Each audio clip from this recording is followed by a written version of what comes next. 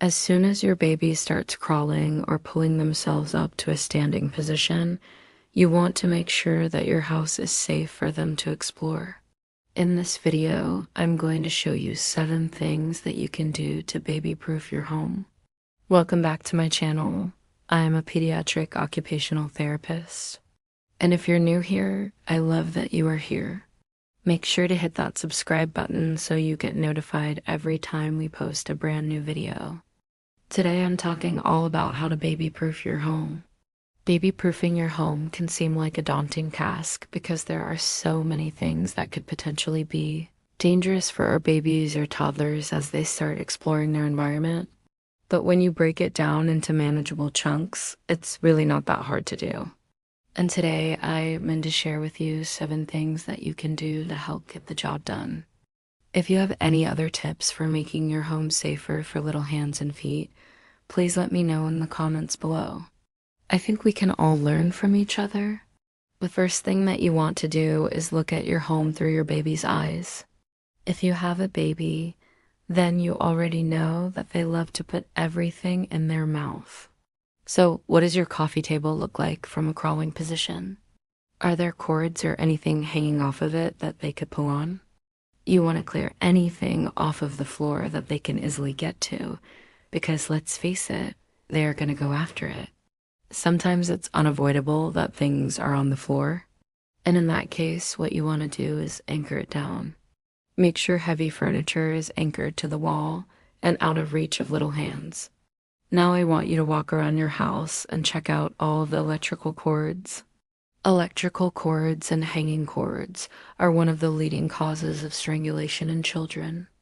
So you want to make sure that you're rechecking those blinds and anything else that might have a cord attached to it.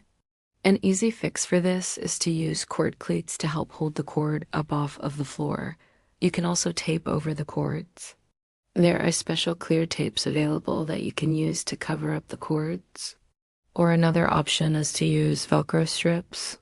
These are just 2 options to make it a little bit more safe for your little one who loves to explore with their mouth. Next, you want to make sure that your trash cans are safely out of reach. Not only are the trash cans themselves something that you don't want your baby getting into, but also whatever is inside of them. Babies and toddlers are naturally curious, and they like to explore with their mouths. So you want to make sure that your trash cans are securely closed and locked when you aren't there to supervise them. Another good tip is to put cleaning supplies and medications in a locked cabinet. When you are doing the dishes, make sure that you turn the hot water off and also don't leave any sharp knives around. You want to make sure that you re-supervising your child while they are in the kitchen and eating.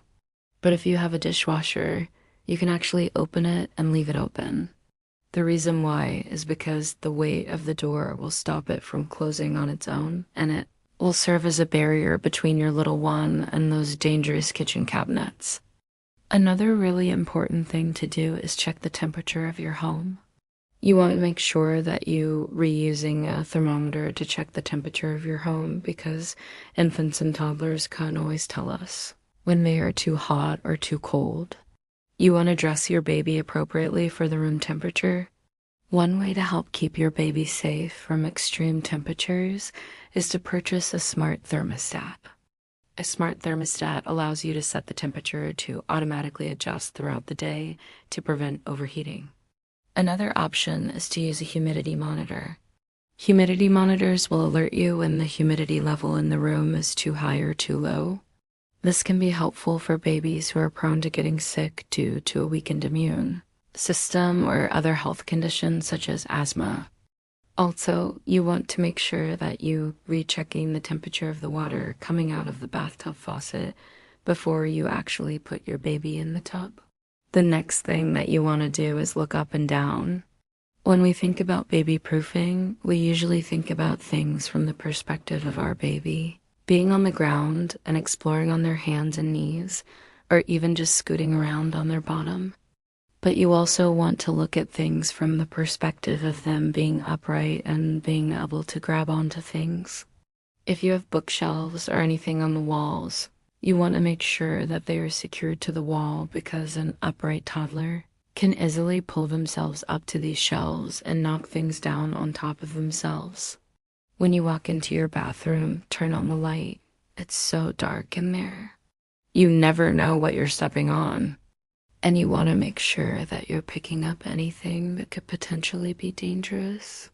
So make sure that you're storing away anything that they could pick up and eat, anything that could harm them if they were to fall on it. For example, cotton balls. And also make sure that you're putting the toilet seat down.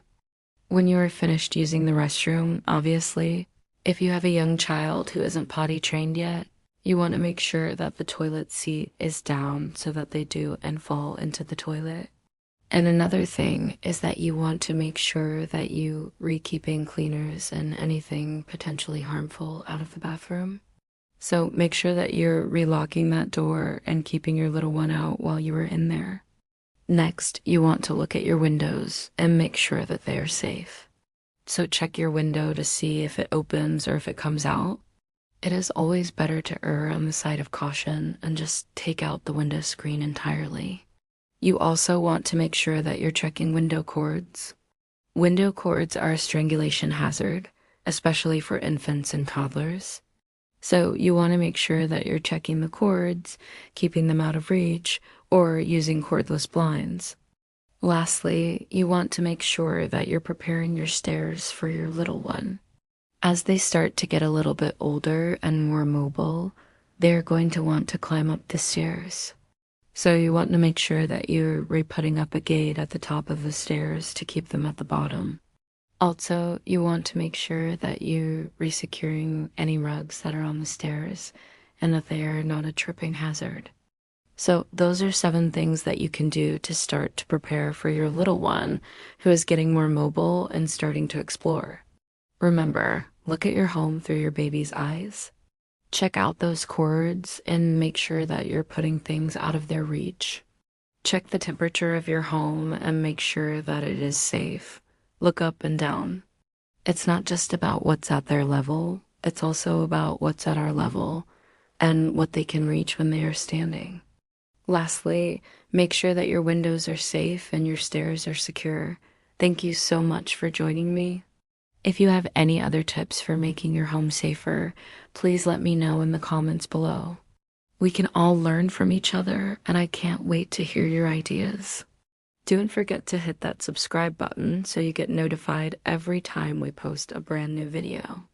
And I will see you in the next one. Bye bye.